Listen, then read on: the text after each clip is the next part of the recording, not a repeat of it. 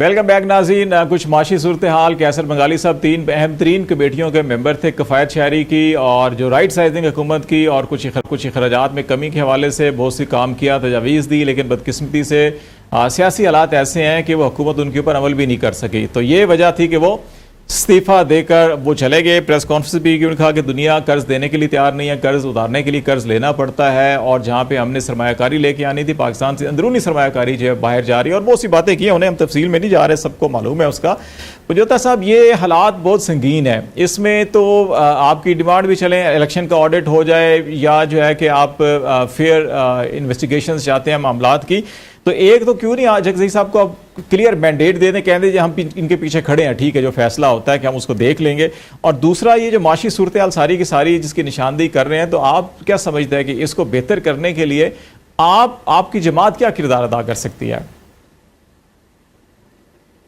देखें, पहली बात तो यह है कि मुआशी इस्तेकाम की अगर बात की जाए तो मुआशी इस्तेकाम उस सूरत आ सकता है जब मुल्क के अंदर आइन और कानून की बालादस्ती हो, आपकी आवाम की नुमाइंदा हुकूमत हो, जिसको आवाम ने मैंडेट दिया है वो हुकूमत करे, तो तब बात है। उसकी रीजन क्या है कि जब आपकी अवामी नुमाइंदा हुकूमत होगी, आपकी लेजिटिमेट गवर्नमेंट होगी, तो डेफिनेटली बाहर की दुनिया जो है वो देखेगी कि पाकिस्तान के अंदर एक आइन है। जब उन्हें पता चलेगा कि वहां पर तो बिल्कुल फंडामेंटल राइट्स की वॉलेशन है, लोगों को अगवा किया जा रहा है, छापे मार रहे हैं, गिरफ्तारियां की जा रही हैं, लोगों को अगवा किया जा रहा है, उनको उठाकर जिसके घरों में कैमरे लगाए जा रहे हैं, वहां पर मैंडेट चोरी किया गया, और ऐसी हुकूमत है जिसका कोई ठिकाने नहीं है कि 1 महीना चले 2 महीने चले, क्योंकि वो सारे ही हारे हुए हैं।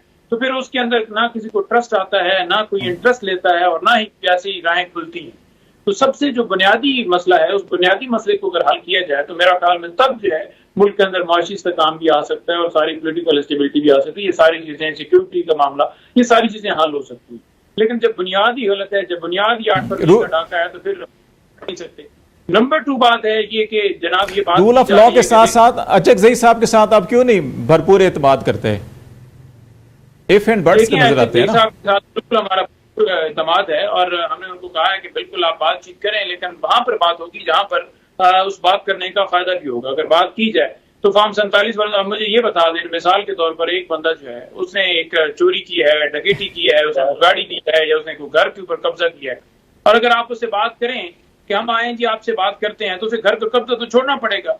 तो जब वो घर का कब्जा छोड़ना ही नहीं चाहता, तो फिर उससे बात क्या करनी है? तो उसके पास तो अथॉरिटी नहीं है। उसकी अथॉरिटी जिनके पास है उनसे बात होगी, और उनसे यही बात होगी कि आप आइन और कानून के अंदर रहकर ये सारी चीजें करें, मुल्क को आगे बढ़ाएं। तो जिनके पास अथॉरिटी है अचकज़ई साहब, उनके पास जाएंगे बात करने के लिए? अचकज़ई साहब तो नहीं जाते उनके पास, जिनके पास ज्यादा ताकत है।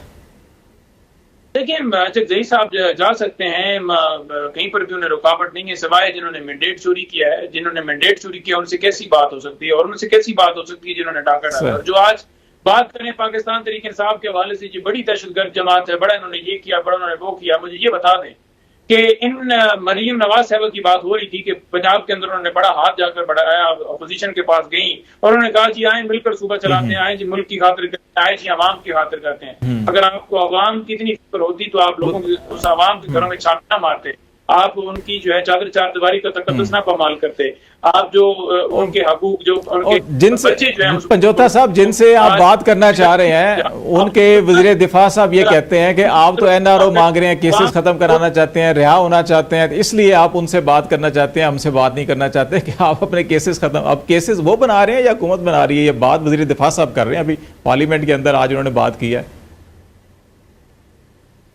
देखिए, केसेस की बात की जाए तो केसेस डेफिनेटली आपको पता ही है कि एस्टेब्लिशमेंट ने जो है उनकी जो है वो पीछे से इनको बैकअप है, और फ्रंट के ऊपर डेफिनेटली ये भी उसका हिस्सा है, बेनिफिशियरी है। तो ये सारे मिलकर कर रहे हैं ना। खान साहब के ऊपर तो एक केस भी जानवर नहीं है। तो मैं आपसे यही गुजारिश कर रहा हूँ कि अगर 200 से ज्यादा आपने केसेस बना, इमरान खान तो अपने मौक़िफ़ से पीछे नहीं हटेगा। और अगर इन्हें लगता है कि वो दहशतगर्द है, वो जनाब उसने 9 में फलां किए, तो फिर ये क्यों कहते हैं मुज़ाकरात की बात?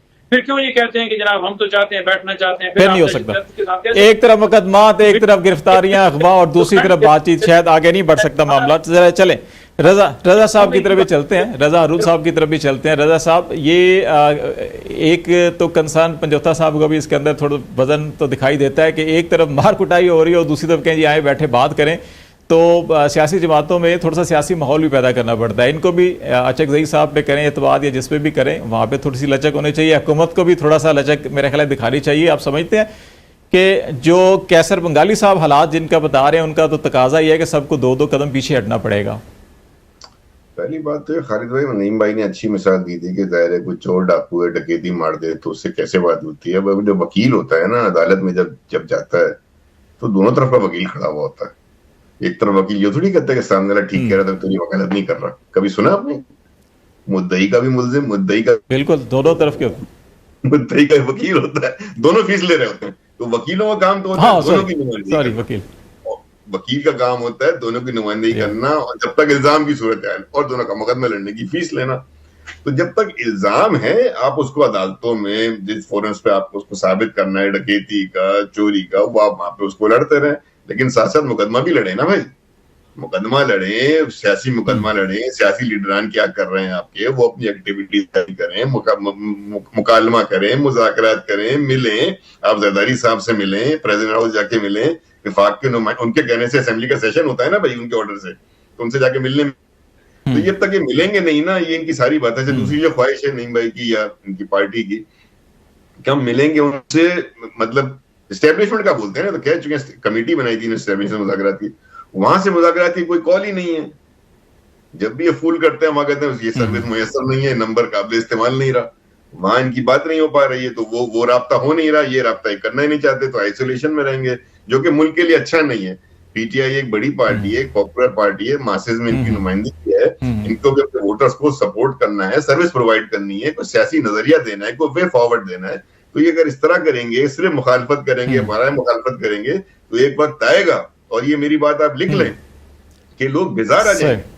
लोग सिर्फ मनफी सियासत से बेजार आ जाते हैं, चाहे वो जितना पॉपुलर लीडर हो। पॉपुलर टाइड पे बहुत नीचे भी आना होता है। सही हो गया, मतलब मुखालफत नहीं मुकालमा, मुखालफत के साथ मुकालमा होगा तो बात जरा आगे बढ़ेगी। तो आमना हसन साहब आपके तरफ भी मैं आता हूँ, जरा 2-3 मिनट रह गए हमारे पास, ताकि ये कैसर बंगाली साहब ने जो सारी बातें की हैं, देखें मईशत का एहसास आपको भी है, पीपल्स पार्टी को भी है, पीटीआई सबको है कि इस वक्त मईशत ख़राब हो रही है, लेकिन वो कह रहे हैं कि हमने जितने इकदाम तजवीज़ किए हुकूमत की अपनी कमेटियाँ, उन पर अमल ही नहीं हो रहा, वहाँ पर संजीदगी नज़र नहीं आ रही, तो फिर ऐसे मईशत पर तो ठीक नहीं होगी, तो फिर तो हालात तो तबाही की तरफ जा रहे हैं।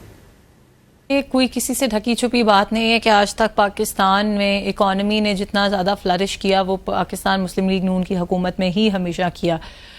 बिजनेस सेक्टर हो, इंडस्ट्री हो, अगर पाकिस्तान की हिस्ट्री में एक वो वाहिद शख्स मियां मोहम्मद नवाज शरीफ हैं जिन्होंने IMF को जो है खुदा हाफिज कहा, जिन्होंने IMF से पाकिस्तान की जान छुड़वाई, तो ये कहना आई थिंक कि बहुत इमेच्योर स्टेटमेंट है सेइंग दिस कि पाकिस्तान की इकॉनमी बेहतर नहीं होगी। हमें उससे इस तरह के कमेंट्स करने से पहले ये चीज़ समझनी चाहिए कि पाकिस्तान की इकॉनमी किन हालात में हमारे हाथों में दी गई है।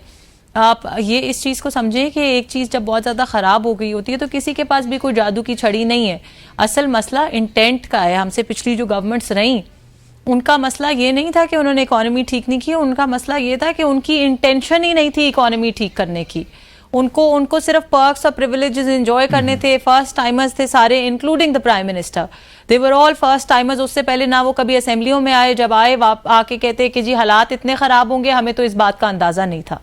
तो जब अंदाज़ा नहीं था, 6 इन्होंने फाइनेंस मिनिस्टर्स बदले, क्या हालात बना दिए मईशत के। उसके बाद जाते जाते जिस तरह के फैसले किए, IMF का मुआहदा तोड़ा, पेट्रोल की प्राइसेस के साथ जो कुछ किया, सिर्फ इसलिए कि अपनी पर्सनल पॉपुलैरिटी को मेंटेन कर सकें। सो उन सारे हालात के बाद आज की तारीख में बहुत कन्वीनियंट है एक ले मैन का ये कहना कि जी पाकिस्तान की मईशत बुरे वक्त से गुजर रही है, जिसमें कोई दो राय नहीं है। इस बात का हुकूमत को, प्राइम मिनिस्टर को बखूबी अंदाज़ा है कि आवाम बहुत मुश्किलात से दो चार है, लेकिन आवाम को भी ये चीज़ समझनी चाहिए। And I think media should also highlight this कि जिन मुश्किलों में पाकिस्तान की इकॉनमी है उसको टाइम लगेगा, और पाकिस्तान की गवर्नमेंट की फर्स्ट प्रायोरिटी सिर्फ और सिर्फ ये है कि आवाम को रिलीफ दिया जाए। अभी पंजाब में हमने देखा इलेक्ट्रिसिटी बिल्स के अंदर रिलीफ दिया गया। So these are baby steps but they will take us to the right direction. Overnight कोई चीज़ ठीक नहीं हो सकती, वो भी जब उसको इतने बुरे तरीके से किया गया हो। चले, बहुत शुक्रिया आमना हसन शेख आपका, रजा हारून साहब बहुत शुक्रिया आपका भी, नईम बहुत शुक्रिया आपका भी। नाज़रीन इसी के साथ खालिद जमील को इजाज़त दीजिए, अल्लाह हाफिज़।